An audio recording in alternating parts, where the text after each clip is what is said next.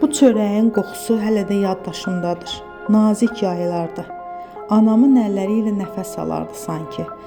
Sacın üstündə qızardıqca xırda qara izlər düşərdi üzərinə. Elə bil kəndin soyuq günlərinin xəritəsi çəkilərdi o çörəyin üstünə. Biz onu dəsmalın üstünə sərərdik. Buxarı qalxardı isti-isti. Sonra yığardıq qazana, sanki sabahlar üçün saxlayardıq o istiliyi. Hər gün birini çıxarıb kürənin üstündə yenidən qızdıranda evə yenə də köhnə günlər dolardı.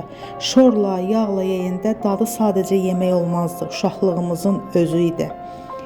İndi düşünəndə başa düşürəm ki, o çörək sadəcə çörək deyildi. O anamın sevgisi, uşaqlığımızın səsi, keçmişimizin ən saf, ən isti parçası idi və heç zaman qayıtmayacaq qədər gözəl idi.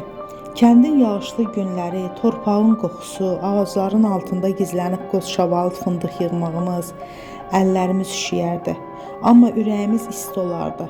Anamın səsi uzaqdan gələndə bilirdik ki, evdə isti çörək var.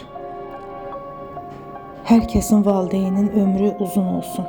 Hər kəsə nuş olsun.